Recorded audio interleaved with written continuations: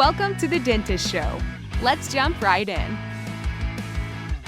Well, welcome to The Dentist Show. The Dentist Show. You know, that sounds way better when I'm on. I listened to your podcast. What was it, last week, 2 weeks ago? Yeah. Terrible, dude. It was You're all by terrible. yourself. So wrong. I think I told you, and Cassie obviously knows, but I recorded 2 episodes. Oh, I didn't know that. Oh, I didn't tell you. So it's the exact same content. Yeah. Obviously different because I'm just riffing, but I noticed I do this a lot. Oh, And- dude. And so I was watching a little bit of the video. It bothered me so bad. I kept licking my front teeth. So I reshot it. And the second time, or the time that didn't get played, I left a longer pause. Like, hey, welcome to The Dentist Show. And there's a 5-second pause. That's And funny. it's like Ryan's dead. No, Yeah. Let's leave a moment of silence for Ryan. yeah, just so you know, that's what happens if you die. You'll have a blank space after. So you liking the cat? You liking the hat, huh? Yeah. I was talking about it before we came on and I mean, it's the Ohio State, so I don't know where the is, but, is it under the bill? We abbreviate sometimes. It's bright red. It looks good on you. It's very, it brings out my red skin. For sure. really for yourself, the redness. I don't always wear red hats, but this is why, because I look like I'm blushing or sunburned. And even sometimes I'll paint this black, so it looks less. That's less a good red. idea. So yeah, it's back. Ohio State. It's football season. This is my a birthday gift from my awesome sister-in-law. How old are you now? You're like an old man. Like 62. You probably tell people you're over 50 and they'll be like, that makes sense. Oh yeah. When I have, dude, tricks of the trade. When I have a 50-year-old patient, I just say hi, people our age just don't, whatever. You remember back in the day? It's like I'm born in the 70s or 60s or something. And they're like, yeah. I sometimes take offense. I'm like, I'm not that old, but I just go with it, sell more treatment. I literally had a patient yesterday that we were talking about our history. I gave him almost the full story of I was working in, farming, then manufacturing. Just as a long appointment, I was doing a few things for him and I just kept talking. And at the end of it, he's like, yeah, man, it's just for people our age. It's just he said something it's a little different, blah, blah. He's like, I'm like, yeah. And then I told him, somehow we got on to, he's like, what year did you graduate? Trying to pair us up and see how close we are. Yeah. I was like, 2005. He's like, wow, I read that wrong. He's like, he's totally kind of funny about it. I graduated in 1987 and I'm like, I was born in 1987. And I was like, hey, the good thing is we're still gonna be friends. Dude, that's so far off. That's not even close. We're 40 years off, 38 years off from each other. And you don't even, the funny thing is, you don't even look old. I look old with my gray beard and stuff. I guess, sorry, I said 38 years, 20 years off, if you will. So you're using mid-50s. Yeah, so he's in his mid-50s and he thought I was there. Yeah. That's what happens all the time to me. I don't think anyone thinks. Actually, I was at the gym the other day and he had a post on my birthday, and they've talked about ages before, so I knew a couple of the regular, they're in their mid-50s and stuff. Yeah. So I assumed they thought I was too, and they did. So they came. I was like, how old are you? And I was like, I'm 43. Oh, you're just a young buck. I don't know. You guys think I'm old. But I am old, but it's all perspective. When we first bought Spokane Family Dental, right, Dr. Marshall's patients were aging with him, obviously, right? So Dr. Marshall was, I think, mid-70s when he retired, so most of his patients were late 60s, mid-70s, and older. I used to get the, you're still wet behind the ears from a lot of these old guys. Yeah, and you were. And I was, 100%. Yeah. But now you're not. Well, you're still quite young for the success you've had, but still quite young. Hit yourself with the right people and work hard over a long period of time. Yeah, you're young in age based on chronological age. Yeah, but you're you already have a married daughter in college. You have like your kids are so old compared to how Yeah, young you are. it's true. Like Cassie and I were talking about it because, yeah, I've got a 21-year-old daughter married all the way down to 11-year-old son, right? And most people my age, their oldest kid is 11, right? Yeah. And my youngest kid is like the same age as their oldest. Yeah. It's funny getting like friendship groups and stuff like that because we either hang out with people 15 years older than us or we hang out with people that are our age and don't have anything in common with their kids. Yeah. So, Yeah, it's so funny. Well, one thing I want to talk to you about too is the offices. How liberal is our audience? Are we pretty Republican here, or are we? What do you think? it's hard to say because I think it's pretty obvious. I mean, We know that you are at least American. I live in northern Idaho area, so we know where that stands. Yeah. But it's tough. Let's put it this way. Chase likes to offend a lot of people. So if you get offended, keep listening. Or if you want to be offended, keep listening. Well, what I was going to say is it seems like the offices with the highest turnover are also sometimes the offices that get the most stuff or feel like they deserve the most. We did talk about that, and you pointed it out to me the other day, and I don't know why it didn't click until then, and yeah. So it's like almost like so everybody wants to take care of those less in need. So we develop like the safety nets of Medicaid, programs that we want to have to take care of people. Yeah. And that's who we are. We're Americans. We want that, right? Yeah. And then at the same point, the other side of it is it helping the people? Like, is it helping them become better? And we can catch them. Like, we don't want anyone suffering, and it's sad that they do. So we want to help them, and then sometimes is that help actually hurting them? Yeah. I have so many mixed feelings about this. As I think as a first world society and country, right?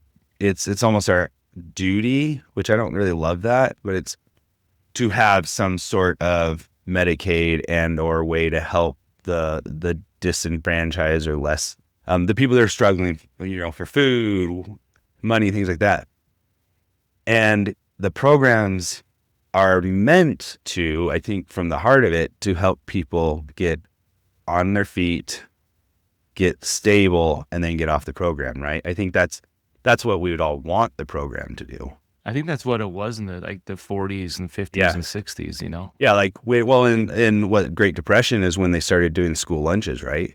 They did school lunches because these kids literally weren't getting food at home. Yeah. Right. And it helped farmers, and it was a great program, and it got us out of that crap. So I think about it the same way. So we're giving people money and food without any effort. And so sometimes I feel like that's actually hurting them a little bit. And so then when I reflect on the dental office, not saying our employees, our team are poor or homeless, whatever, but I look at it too, and sometimes I feel like the liberal office where we deserve more or we want more and we're not going to put any more effort in is actually the offices that usually have the highest turnover, or the offices that want to take. So this is, I think we discussed this in one of our leadership calls. Someone wants to take a team member out to lunch, or say I say, hey, they take them out to lunch, go to lunch on the business and get the card. Two things happened. One is they overspend, right? So if they go out, they're going to be somewhat more frugal of what they buy. Yeah. Like they're going to go to Chipotle. If it's their money. Yeah, they're not going to put guacamole and queso and get chips and guac. They're not going to spend $25 for one meal on themselves. Yeah. So when you give them the business credit card, they're going to probably spend more money than they would if it was their own. And two, the person they're taking out, they won't feel like, it's not like they're getting, it's not like the other person's serving them. Like, yeah, it's like, of course you're paying for it. The company's paying for it. So it'd be much more powerful if a lead says, hey, let's go out to lunch, and I am paying, like, the leader out of their own pocket, and the person can see, like, oh, that's your own credit card. That conversation of like that person is serving me is going to go way deeper than saying, "Oh, I'll get whatever you want, it's on the business." And and I've expressed like Chandler's trying to do 440,000 a month. So if a $50 meal is going to get us there, obviously I'm going to spend it. What Right. I found though is it does not. It actually causes more issues, or when they want more like snacks and goodies in the office. Great. I'm like, who cares? $100. We're going to do 440,000 a year or a month. Yeah. I don't really Yeah. care about that. The radar, but it's the negative ramifications that Yeah. are all that you can't measure. Yeah. really well. Then it becomes more of an expectation of we want more and more and more, instead of like I said, it's not the snacks, it's more the what happens to us as people, where Yeah. people are giving us stuff and we just want more and more until you see like it ramping up more and more and more. And the offices, I think, they get the most, you just have the highest turnover. I don't know. Maybe I just look into things too much, but that's how I've felt lately. And the offices that you go back to being like lean and mean, you cut everything and everyone's just working, are actually the happiest offices. And then you'll bring like one sour grape in, like, well, you guys work too hard and you guys don't get enough. And then you start trying to spoil them, and then it gets blown out of proportion again. You start getting higher turnover, and man, Yeah. that's what I felt lately. Well, it's two things I think about when you say this is like the lean and mean team, right? They feel good, they pat themselves on the back, and they get to take that pride home because that performance that they're putting in is creating the freedom to feel good, right?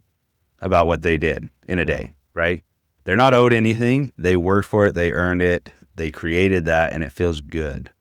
Where you have a team that maybe it was slow, but they got free snacks. They're less happy because they didn't earn those snacks. They twiddled their thumbs half the day, or were underproducing, or something like that. And so it's like has this negative effect on us that we don't feel almost worthy of what we're getting, but we feel like we deserve it at the same time. I don't know. It's a weird mental space for sure. And it's an awkward one for a business owner to negotiate too, because you obviously would love to spoil the team, and I think it's different from like there's actually like Sadie's obviously has moved on and got married and moved to another state, and she made mention to me like, "That's so awesome because my husband now gets all of his food included at work." Yeah. Okay, well that's just if he didn't get that, he'd probably make $10,000 or $20,000 more a year. You know, like Right. that's different than just buying goodies and freebies for the team, not sporadically. Like it's Yeah. It's a included, not perk, but it is part of the compensation package. yeah, it's just a part of the compensation. It's like health insurance. Yeah. No one gets excited for health insurance because it's just a benefit of if we didn't pay it, you'd probably make a couple $100 more a month. Like Yeah. it's just how it is.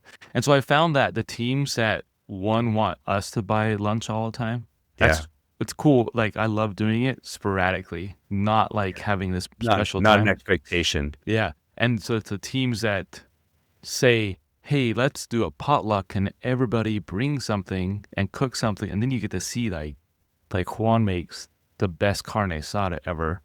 Yeah. John's freaking he's a killer barbecuer. He made some like stuffed peppers wrapped in bacon. It's amazing. And so you see all these little talents too. So there's like more like to talk about, and everyone's contributing. So I've found, and I don't tell them to do it. I just found the teams that tend to do that, they'll just bring their own stuff, especially if they cook for each other, are so much closer than if I used to buy like a monthly lunch, or every other week we'd buy lunch. We worked through it. And I still like doing it. It's way more powerful when the team does it and not me. Yeah. Yeah. Yeah. It almost feels like the conversations around a shared meal that they provided for themselves are even better than a meal provided by the office. Oh yeah. Yeah. It's like a barbecue, right? Everyone wants to be at a barbecue. It's fun. It's camaraderie. Whereas if it's company provided, in a lot of ways, it's like, well, this is my meal. I deserve this. I deserve this meal. Yeah. Yeah, it's just different, and I think it all goes back to a few months ago, we talked about getting out of a funk and just like you serve others. Like, and Yeah. I think that's it. You're prideful unless you ruin the meal.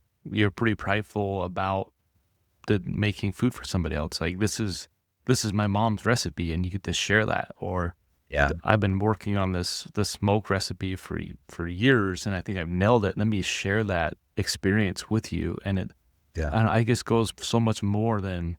And what I really wish is a team member would like say like a team office lead would just take someone out on their own dime, and then we find out about it. I'm like, oh, here, And then we pay them. Let me right? reimburse you, and don't tell anybody. Like, I don't want you having to spend money out of your own pocket, and it'd be so much more impactful if you did. Yeah. And I'd rather just have them do it and just love it and feel, because then if we do reimburse them, it also takes away a little meaning that they sacrificed That they for created their it. team. Yeah. But anyways, that's my thoughts. As So of late. how do we combat this? What are Fire everybody. just burn the place down and hire for new? I think it comes down to like just having the right people that get it. And I think a lot of times it's the offices that have like just that. For the offices that do it here, it goes back to having like the Hispanic like people there that's how they bond, is they bring food. Yeah. Kind of like the Polynesian, the same way. Like, this is how we bond. We just eat, bring food. And so I think for like us white Americans, it's not as common to push that. Like, let's bring a potluck. Or one of our old office managers was African American. Same thing. We when we get together, we eat and we bring food for each other. So I think it has to. I don't think we should. Well, we can probably develop potlucks, but I think that the leads would take that on their own. I think that would mean more. Yeah. Good question. Yeah. It's tough because if it comes from us, actually, you know what? Maybe that's a limiting view. I'm trying to say like, well, if I push a potluck, then it's not going to mean as much. What if I didn't push potluck and I barbecued for it, right? Yeah. Oh, I bet you it'd be awesome, right? Yeah. Mm-hmm. Yeah, you could say like, hey, I'm going to smoke some ribs. You guys want to bring sides? Yeah. And we like to have this every once in a while. You instead of you buying just Jimmy John's, you like sacrificing time to make the ribs or whatever you was cooking, and then bring it to him and like saying, hey, this is something I've been working on. Yeah, that's gonna go way further than just buying something for him, and that might be the occasion. And I'm saying I don't cook anything, but they at least that's an occasion they can bring something to it. Yeah, everyone's like participating. I'll bring the beans. I'll bring the rolls. I'll bring the chips. And anyways. That's something the Hayden team actually does pretty good at. I just from the get go, they've done a couple of their own potlucks that they just normally were doing on their own, and it's cool that team's pretty tight with each other. And we've had some turnover and stuff because of business needs and stuff like that. So it's not as tight as it was, but you can see that there definitely is that culture of they want to, like, anytime someone has a birthday, it's a potluck. Anytime someone has and they're doing that with each other and for each other. Yeah, it's awesome. I think just serving each other is so much more impactful than just getting something because the office, I don't know, the business should do that. I just hate that outlook. And I feel like the teams that get that, just have high turnover. I don't know. Like, there's endodontists in our area that cater lunch they don't really get like a lunch break, but the endodontist will cater the lunch every day. And I have found they have super high turnover. Really? Yeah, you think it'd be an awesome perk of just having someone cater, but I think it's also like no downtime away from work either. So it's just like, go grab something and get back in here. Yeah. But I don't know. It's just the thought. And it's not like even like there's no research on this, but my observation. This is your gut feeling / observation / correlation that you've seen. And maybe I'm just being cheap. I don't know. Yeah. Well, we know that. It's already that yes, that's true. And but I wonder, like, GoDaddy's headquarters are here, and they in 2015, or they redid their I think their headquarters are still here, but they redid their big building where they had like slides and ping pong tables, because they kept asking their team like, what do you guys want, what do you guys want? And it's like all this crap, right? A bunch of 20-year-olds like, what do you want? Foosball table. What do you want? Free cereal. Like, Yeah. think about when you're 20 years old, like you just want like what stupid crap. And I want to go play ping pong with my friends during work. Yeah, or during work hours. And like GoDaddy, Google did this, Apple did this, and I think all of them are taking all back because they found like that's not what you guys really wanted. You guys wanted to have, you want purpose, and you want to feel like you can make decisions, and we're okay with the decisions you make. We'll support you, and you feel like you're winning. And that's so much more important than being able to play pickleball, or not pickleball, ping pong.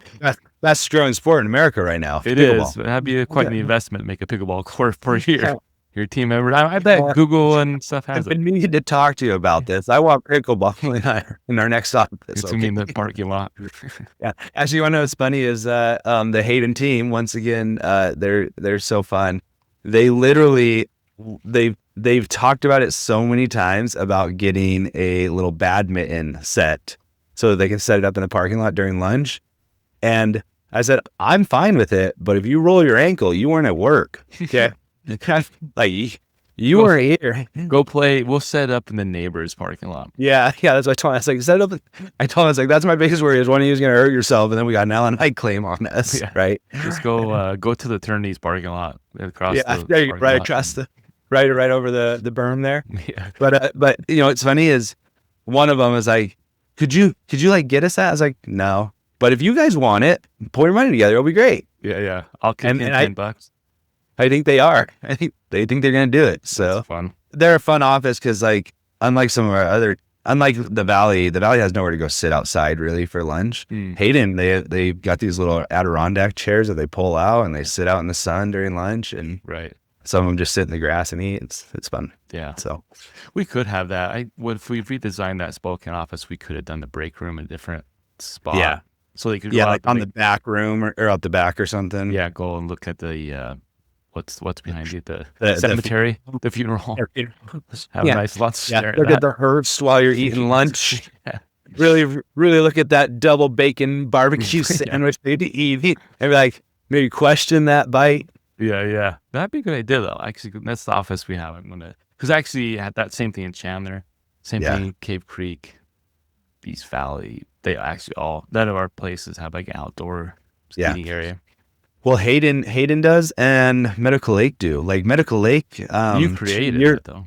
Yeah, we did. We put a little pad out there, and but the team, they're like, can we get a picnic bench out there? And so we got a picnic bench, and then it was stained by one of the team members, and now they have a little picnic bench that they eat at. When it's like outside. So which is a lot of times it's nice. Yeah. It's a nice little touch. Yeah. Well, that's like what's been on top of my mind. Yeah, I don't know if we got any like actual content in there, and I would actually, this is one of those areas that I would really like to get some opinions on other people out there. And if there is anyone out there that has an opinion on this, please send us what your thoughts are. Do you think that the team that is gifted lunch starts to expect it, and then we have maybe a downturn in the morality, or not morality, morality. Whoa. They just turn into bad people. You start feeding them lunch. But we don't want Ryan's going to buy lunches all the time. Yeah, I'm buying lunch all the time. We're going to turn this into a crazy place. But do we think that it affects like the overall culture of the office in a negative way? Yeah, just like really think, and maybe it's not even that, but to really think about what's driven your culture and what's good and bad. And we had DM us or comment about, this is fake. This is just in our minds, or is that like, you see that too?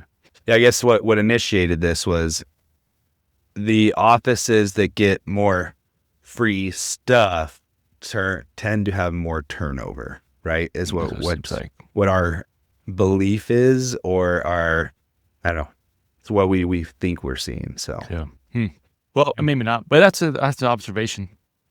Hey, have you noticed that? Well, I think I have to ask you about hygienists and assistants, but dude, Arizona is just like people are really struggling finding jobs. So Finding jobs? yeah, so we let someone go, and they've been searching. They can't find a job, and Really? we just hired a front office team member, and she's been looking for like 3 or 4 months. Wow. Do you think that's everyone's got their team, everything's functional, and less people are turning over for teams? Or do you think it's more of offices are maybe struggling a little bit right now, so they're not hiring right now? I think dental offices, I think that's why, I don't know, we had a ton of applicants for dental assistants. That's a great question. I think there's a little downturn right now. I feel like all the offices that struggled in May and June aren't looking great. Yeah. So there's probably a little bit of downturn. A lot of people are probably unhappy with their situation, so they're looking for something else. And there's been a lot of layoffs in the Arizona area. So Have there been just like AI, operations or non-dental related. non-dental? Yeah, I think just like AI is stepping in, and this is what I tell any of our dental offices team members or people that want to become a dental team member. You probably do not want to do billing. Yeah, because your job is going to be way more efficient done by AI here in the next year. Yeah, you'll have people managing AI, or as our billing coordinators are ones that know how to work with AI. Because, and I tell you, I don't know if I told you, we're experimenting with.